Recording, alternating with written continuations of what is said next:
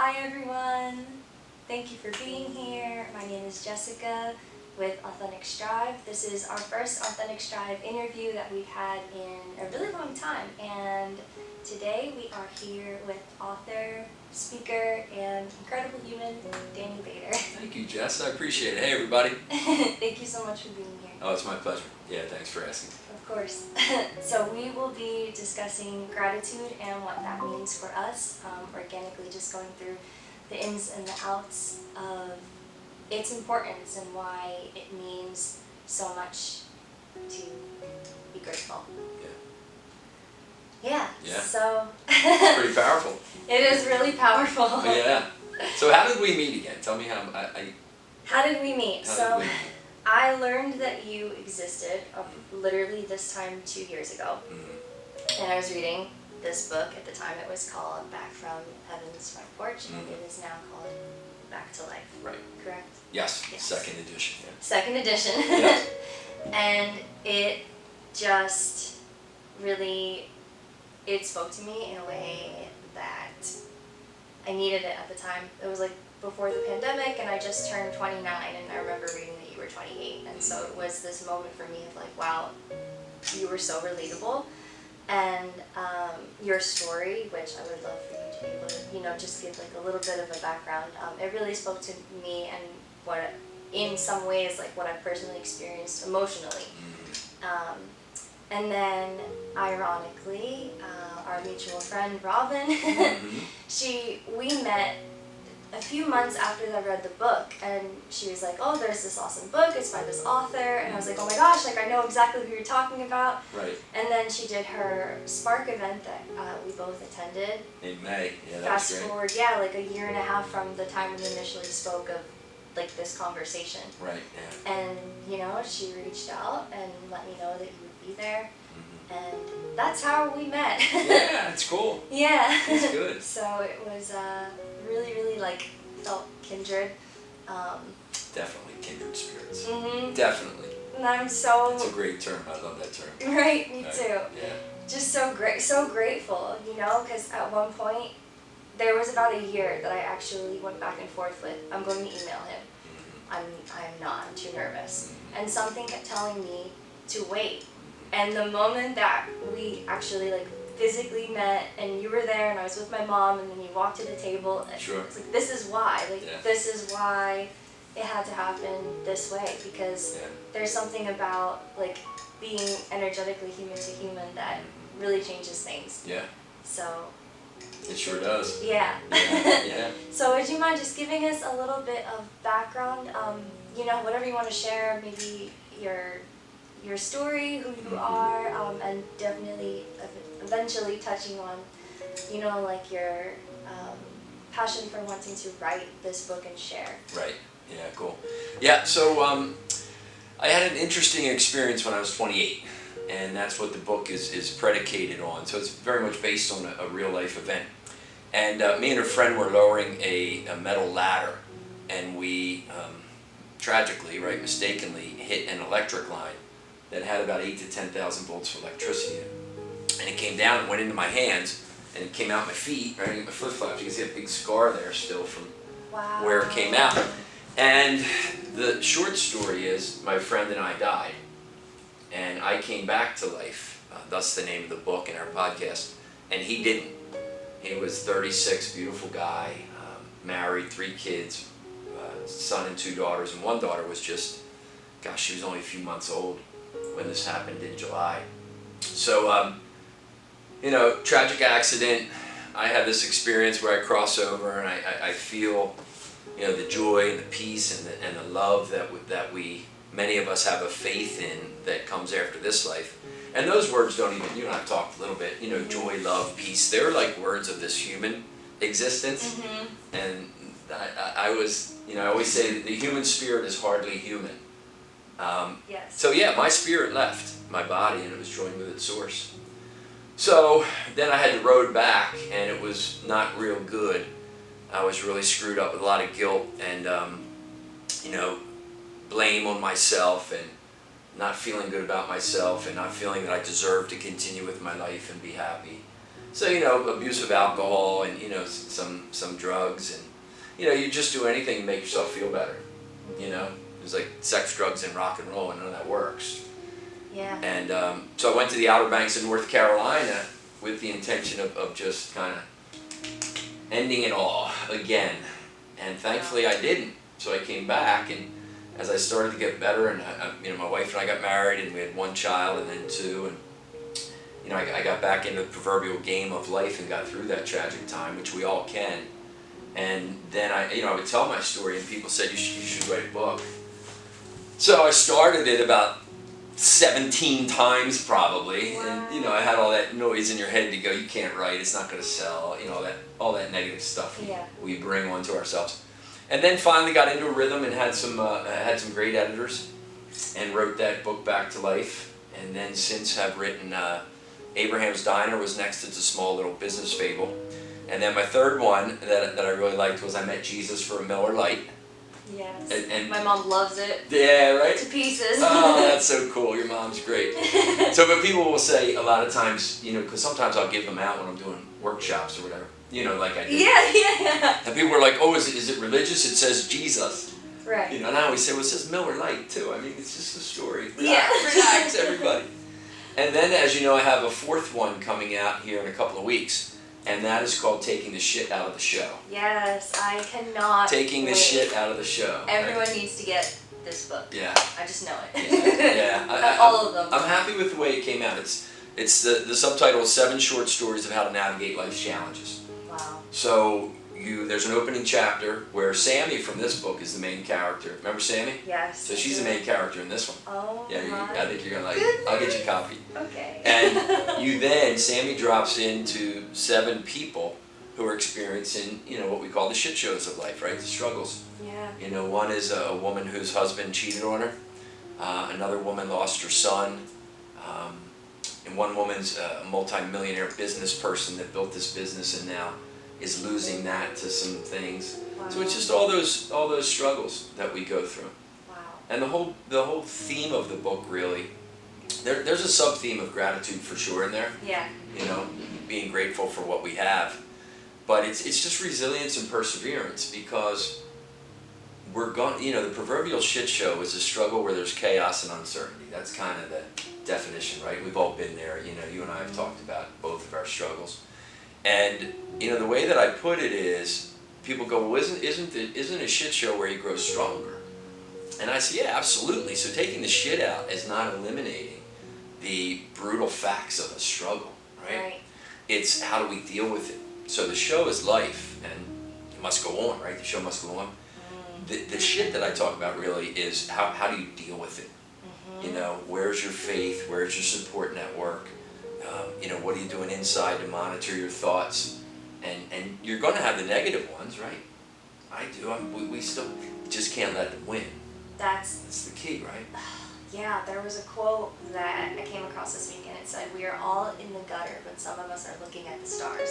Oh, I like that. And I was like, that's really, because it really is, we can't help what happens to us. Right. Things happen, and all we have control over is how we react to That's it. things. And each moment, that's something that for me, I like to share in class, because it reminds me too that any moment, like right now, a second just went by. Yeah. That's a choice. That's it. And then you can really, and we have so many thoughts, bazillion thousands of thoughts every day, and they can recycle. Sure. If we don't take that time. So it is really important to touch base and open up about that, because I think that so many people kind of almost are in resistance to looking at the shit and examining it. And, Sure. you know what I mean? I think it's really good to explore that and start that conversation. Right. Yeah, it really is. And for me, I think it's for me, and I wouldn't tell anybody, you can't tell folks, but for me it's the faith in this is not all there is. Right. And for me it's not just even a faith, it's an actual knowing, because I had that experience. I just don't know how people do it without faith. I don't know. And that's not judgment on them. I'm just like, man, I don't know where I'd be if I didn't have my faith. Same here. My experiences are, this is interesting, death has actually always been a theme of my life.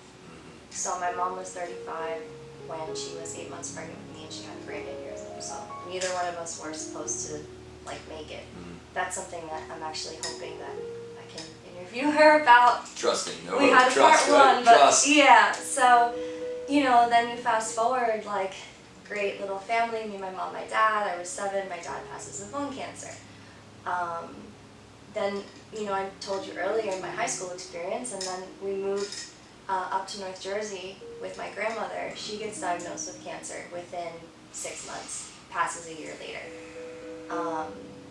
And then, you know, so many things in between, but 2018, my other grandmother passed away, and I had a very close relationship with both of my grandmothers, but the one that passed in 2018, she was really like, we lived in the same house. We lived upstairs and she lived downstairs, and we just had this connection, and she actually asked me the night before she passed away, is it okay?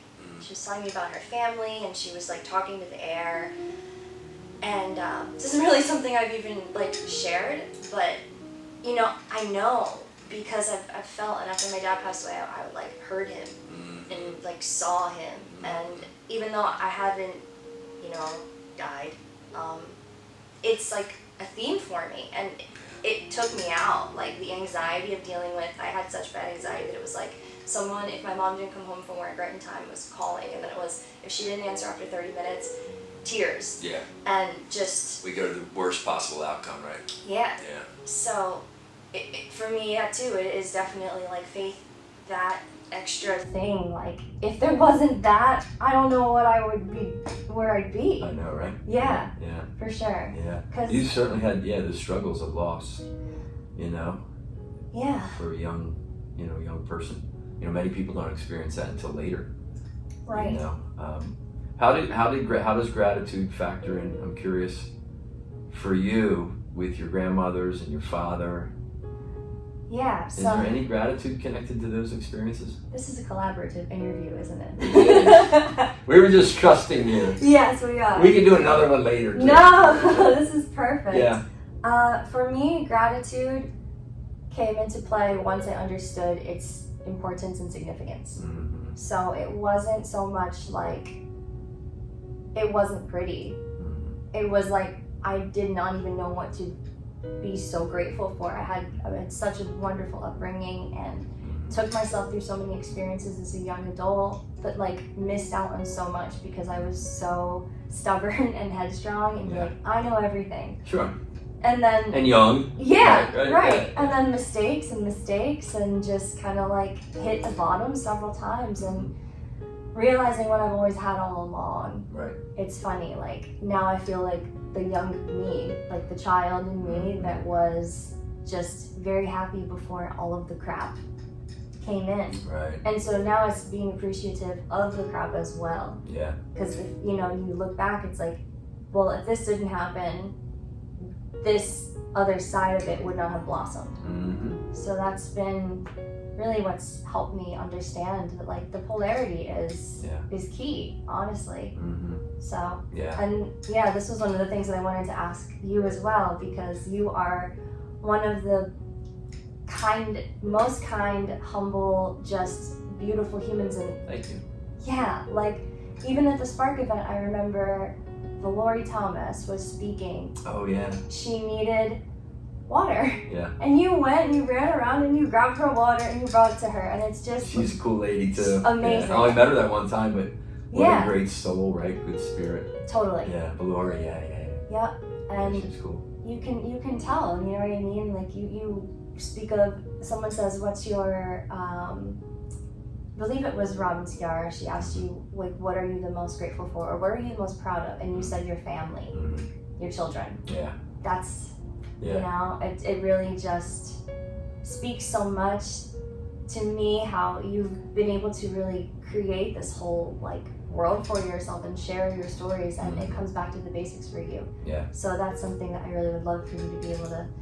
I want to ask you the same question. Sure. How does that play a part? Sure, yeah, I think gratitude, and all the science out there, the neuroscience talks about, the transmitters that are released when we do certain things, when we meditate, or certainly when we practice gratitude, have a gratitude journal, write down what you're thankful for. I journal every day. I don't so much gratitude in the journal. I think my gratitude is more of a mindset.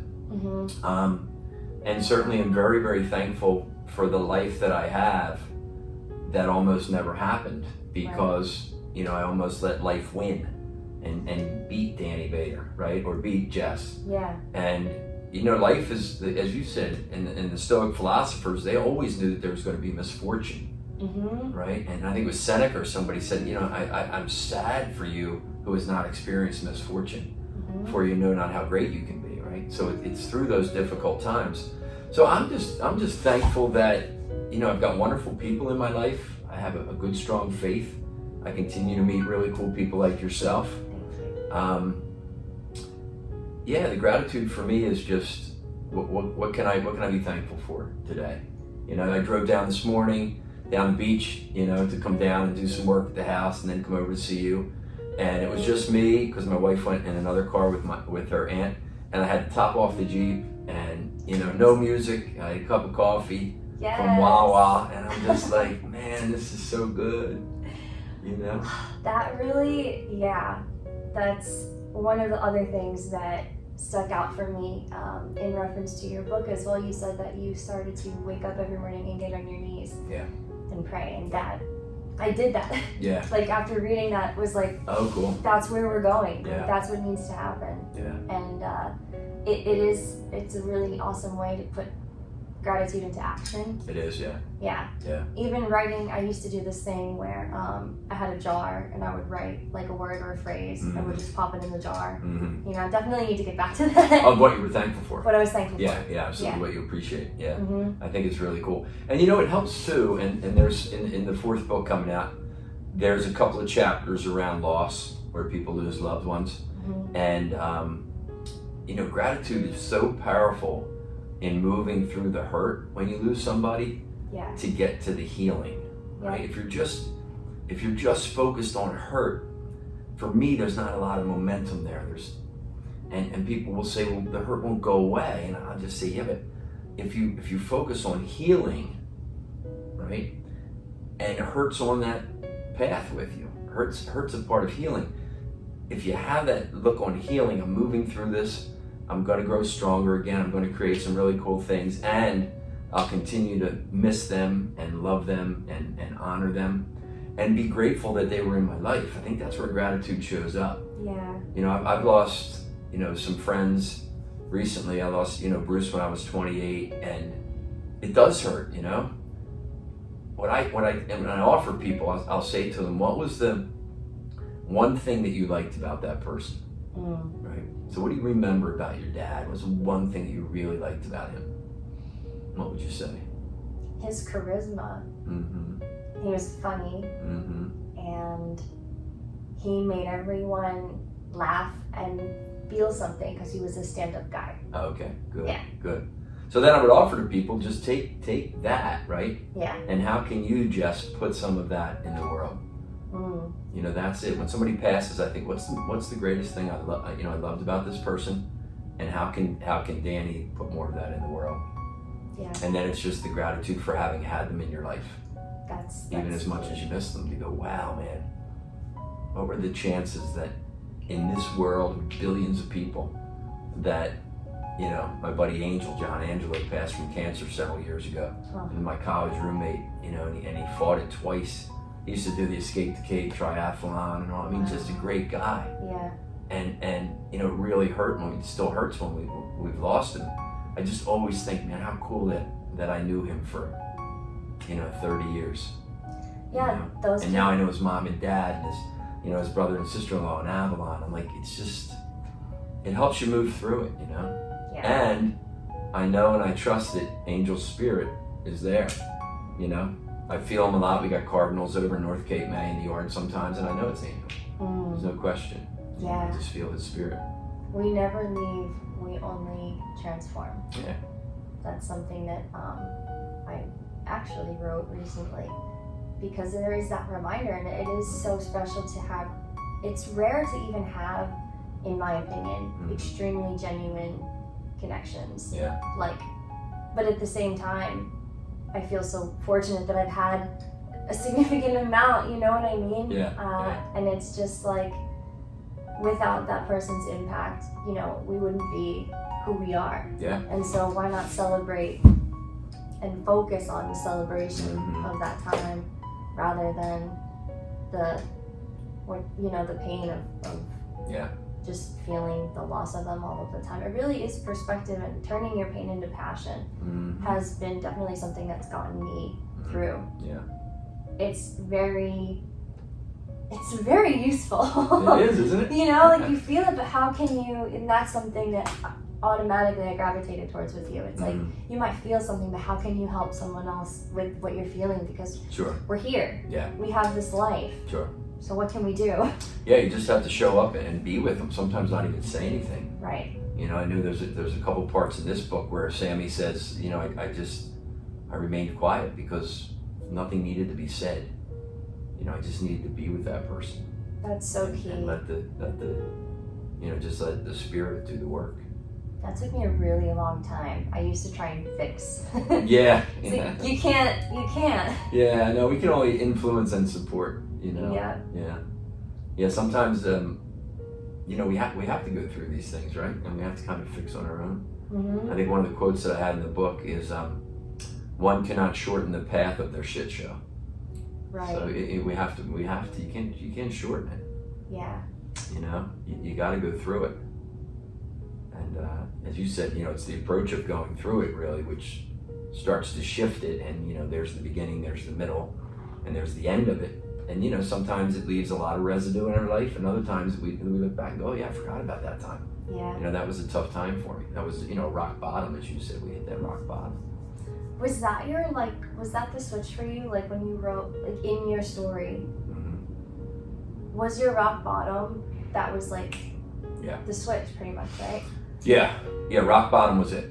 I was in North Carolina, and I had gone into a little hardware store in the Outer Banks, and I was going to buy a hose and put it in the tailpipe of my Jeep and drive onto the beach and run it through the window. And you know, that's why I went down there, because then nobody who knew me would find me or anything. You know, I didn't want to perform the act of self-destruction where somebody I love would find me.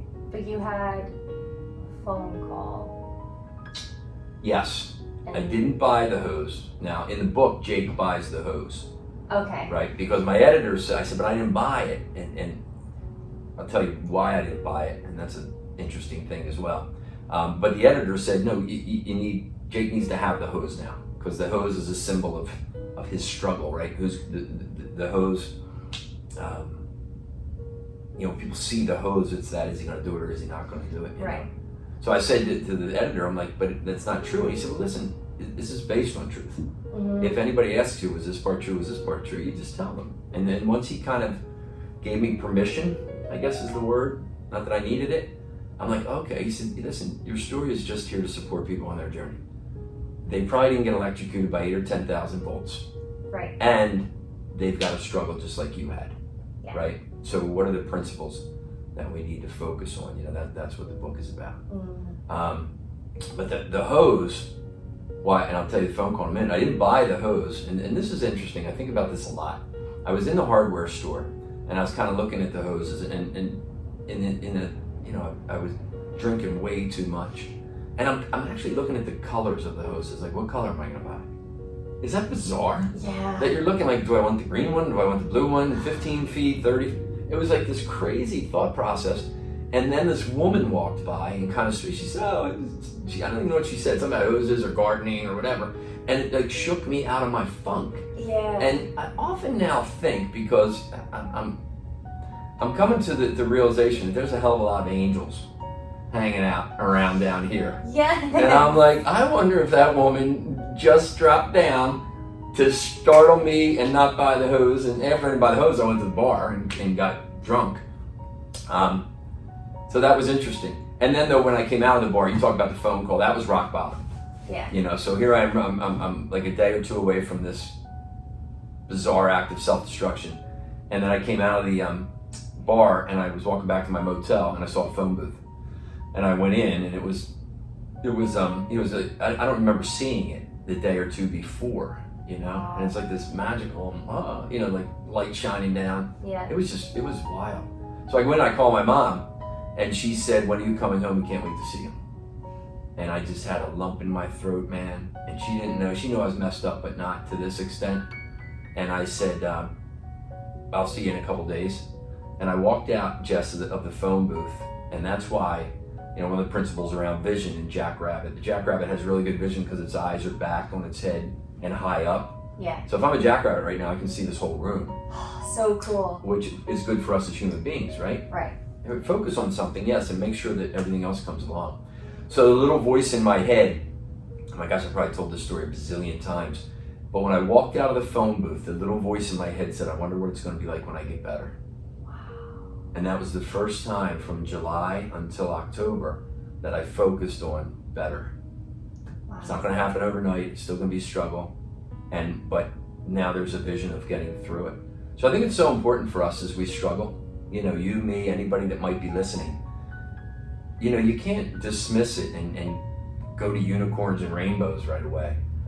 But man, does it help when you see the other side of it. 6 months from now, a year from now.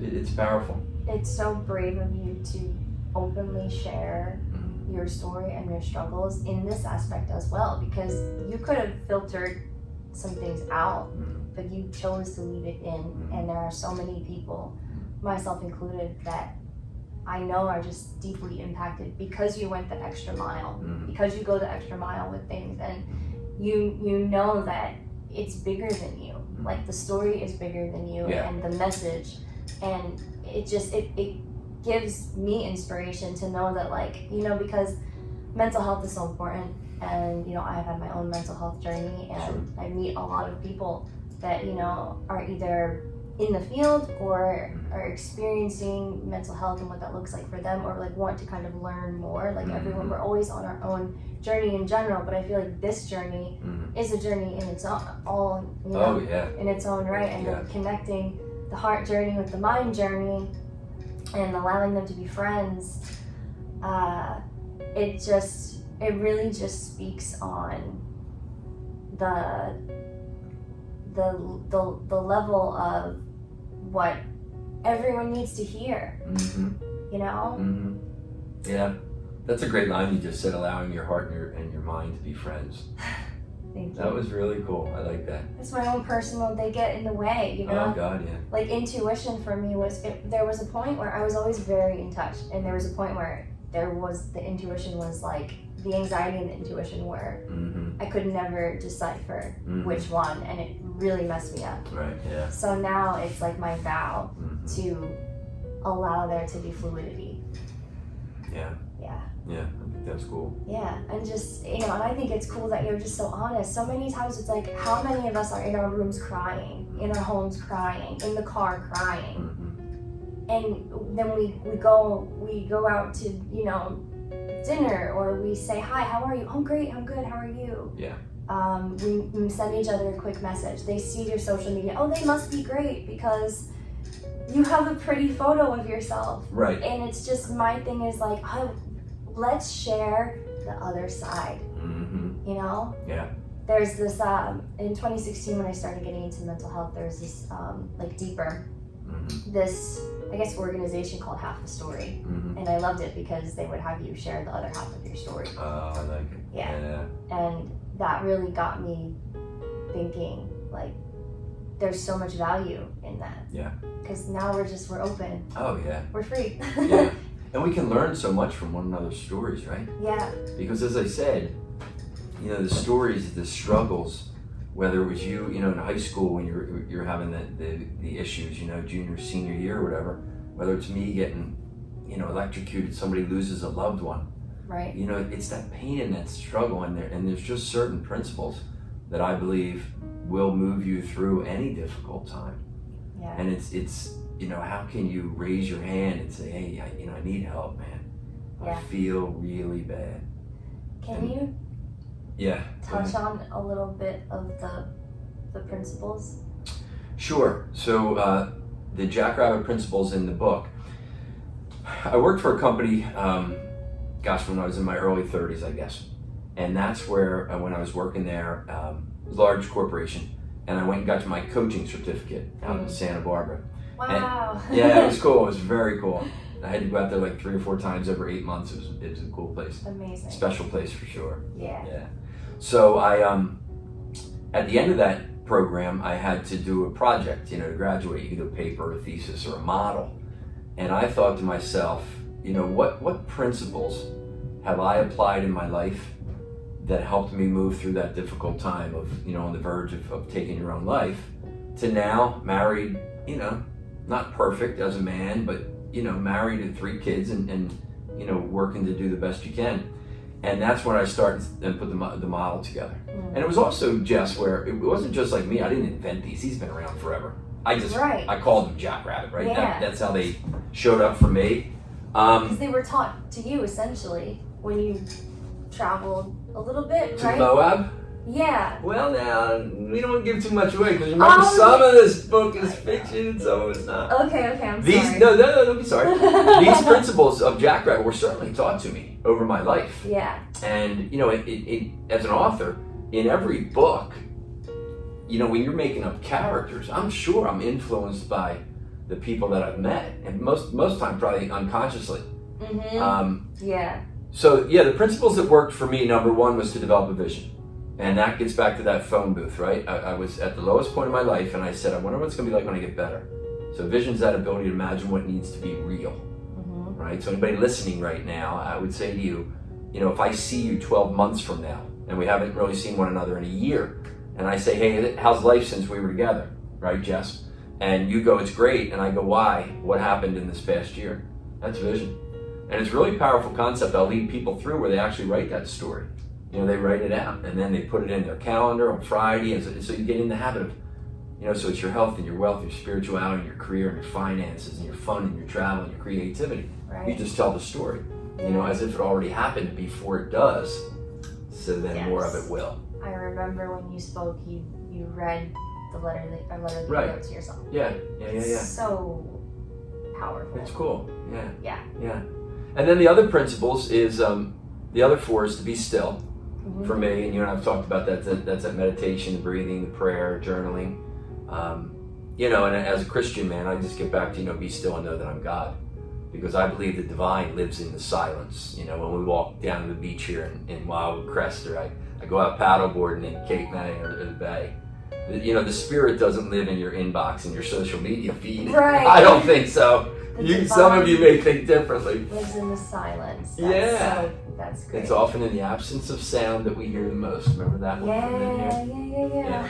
So it's develop vision, be still, seek support, right? And be support to other people, right? Like you and I, you know, part of our mission, and Sally and Robin and all these people that are, it's kind of cool how our little group is forming here. I know. Right? It's amazing. Yeah. Yeah, and Chrissy, thank you. Yeah, right? And Chrissy, I haven't met her yet, I don't think. No, but Was she wasn't at the Spark. Well, she was, but I don't know. It might have been like earlier in the morning. Right. Yeah, I don't know if I saw them. But the gang's all aligning. Yeah, it's cool. So I feel that. It is cool. And then the other 2 are know thyself. Right. Right, which Socrates, you know, it's a famous quote by Socrates, right? Know thyself, know your strengths, your weaknesses, your spiritual heritage in the universe. And it's really to continually, you know, I say hold up the mirror, so to speak. So always looking at Danny Bader and saying, all right, where do you need to do some work? You know, as a human being, as a man, as a husband, as a dad. You know, one of the most powerful things we can do as parents, I believe, is ask your kids, that, you know, and I've asked them many times, how can I be a better dad? You know? That's and amazing. then, and the last one is, well, knowing yourself, there's a lot of different ways we can do that. Right. You know, it's also monitoring all this chatter. Yeah. Those voices, not even one, I mean, we got a bunch up there, right? Yeah, and communication is really key. Like, I've learned my relationship with my mom has evolved so much over the years because our communication, first within ourselves and then with each other, has just, it's really flourished because we've taken that time to be honest and to say, like, what's up? Okay, cool. Yeah, you and your mom have a good energy. I could certainly feel that. That's cool. Appreciate that. Oh, right on. And then the final principle is just to evolve. So to evolve is to undergo continuous and gradual change. I say to undergo continuous and gradual growth. Yeah. So for me, it's not change. You know, it's just words. Maybe I'm wordsmithing, but I like growth. Growth is, because there's nothing you don't have to change, you're just continuing. Sure. So that's nice. Yeah. So they're the principles Yeah. of Jackrabbit, and in the book, young Jake learns them from some different people, right? Preacher and Sammy and Brendan and all those. Yes. folks. I'll let everyone. So when you read the last chapter now, you'll enjoy it. Yeah. Oh man, I can't wait. I can't wait to read it. Yeah, it'll be cool. It's cool. And when you said, like, for me, Man in the Mirror, that song by Michael Jackson. Oh, sure. Was definitely a huge one. That stays with me still. And it's just like, I actually have gotten into a practice now where I look in the mirror and I say, like, I'm proud of you. Good. I love you. You're doing great. Good. Because it's so important to, like, not only have the communication with other people and help other people, but help yourself too. Yeah. But there's definitely a point where helping other people allowed me to feel like good. Because I wasn't able to really, I didn't know. Well, I'm proud of you, and I love you, and you are doing Thank great. you. So, Well, likewise. You got to Right keep back doing to what you're doing. We have to. We just have to do the work on ourselves all the time. And, I know the theme of our talk was gratitude, and we touched on it, and I think we did. Went some other places too, hopefully that the audience, our friends out here will get some value from that. Yes. Yeah. But it is important, right? It is important to stop, breathe. I just saw the other day, I forget what I was looking at, but I did a talk in Chicago on Tuesday, and I used this. The average person, right, we take 20,000 breaths a day. Wow. 20,000 breaths a day. And then the statistic said, when you get to be around 50, you've probably taken 400 million breaths. And I'm 50, I'll be 58. I'm like, holy shit. That's insane. How many times have I taken those breaths and you're not even... It's the first thing we do when we come into this world, right? And it's the last thing we do. So for me, breath is just so important. And I believe that's spirit, So I can breathe in. I'll breathe in joy, spirit. I'll breathe in angel spirit. My buddy Stu, Bruce, whoever's passed. Yeah. I try to breathe in their spirit, and then direct that to somebody in the world that I know that needs it, without even telling them, just sending it over to them. Yeah. For strength, or for healing, or for courage. Wow, that was a conversation that I actually had before we did this today. Was that it's about taking that for yourself. It was in reference to a guided meditation, and then also sending it out. Yeah, that's it. Yeah, my goal is like 10 breaths in the morning to set myself up. Yeah. And just soak it in and hear the birds. Yeah. And it really comes back to that. So, okay, I would love if you would just leave us off with, I don't know, like your favorite thing that's related to what gratitude has made you see every day in a small way. I think gratitude is so important for me because I remember, the term YOLO, right? You only live once. Yeah. YOLO, you only live once. I remember when our daughter, who's 20 now, she'll be 21 in December, Lizzie, when she realized what happened to me and she kind of knew the story, I don't know, she might have been like 10 or 12 years old. She said, Dad, you're like Yolt.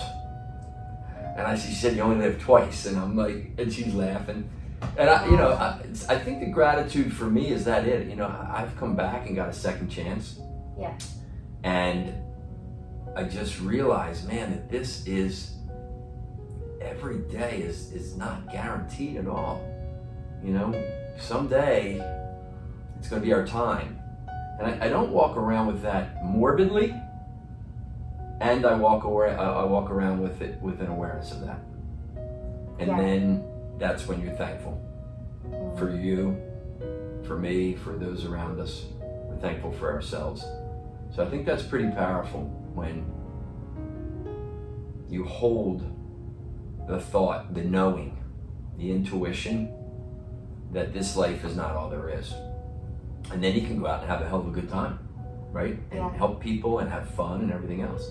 And gratitude breeds gratitude. Oh, sure. And experience and understanding that for me. Yeah. And what I've seen in you through your journey and in others is just that when you fully appreciate what you have, that's when more presents itself. And those experiences that you crave, they are able to come to be. Yeah. Because you're starting at the root of it. Yeah. And then it's like coming out. Yeah, absolutely. Yeah. I write in the book, and I'll do with people sometimes when they might be in a little bit of a funk and they need to kind of get some good energy. Just 3 questions really. What was good in your life? Right. What is good in your life? What will be good in your life? If you give those people the questions, they can't. The brain can't go anywhere else. Right. You know what I mean? It has to go remember, find, or create that goodness. Yeah. Yeah. Yeah. Yeah, because we do create that. Yeah. Yeah. Absolutely. George Bernard Shaw, the Irish poet, had a great quote. I think it was in the book. And he said, life is not about finding yourself. Life is about creating yourself. Right? Yeah. And that's what you're doing. Wow. The Irish poet, George Bernard Shaw. I love it. And it's so funny too, because when you share all your philosophical stuff, I took a philosophy class Oh, did you? this year, so I'm seeing like all of the different things and remembering like, oh yeah, this person Right. said this or had this principle or this thought. Yeah. It's really cool. Yeah, I think we're all philosophers. I remember I took a class with Father Bernie O'Connor in college, Philosophy 101, and he defined the first day of philosopher as just a seeker of knowledge. Yeah. And I thought that was pretty cool. So we're really all philosophers, right? We're just trying to, we're working to gain the knowledge, which is really wisdom, right? Yeah. Wisdom comes from our experience, and then it helps us to make better choices. Thank you. Thank You're you welcome. for being here. Thank you for sharing this space and for sharing with not only myself, but everyone, like for doing this, but for taking the time all those years ago to dig deep and find those spaces. Yeah. So many people have been truly moved by that. Thank you very much. Yeah. Yeah, thanks. And I want to just acknowledge you for what you're doing. Thank you. And as you move through difficult times and loss and struggle, and you're just putting a lot of goodness into the world and supporting people on their journey with healing and fun and faith. So yeah, keep doing what you're doing, Jess. Thank you so much. I'm thankful that our paths have crossed. Yes. You got it. Me as well. Thank you so much, everyone, for tuning in, sending so much peace and so much love.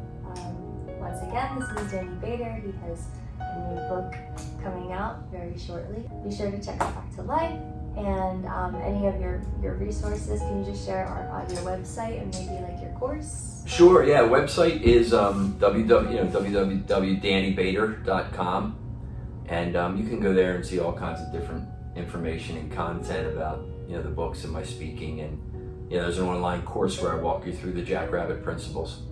So that's pretty good. Folks have enjoyed that. It's about 26 little videos. Yeah.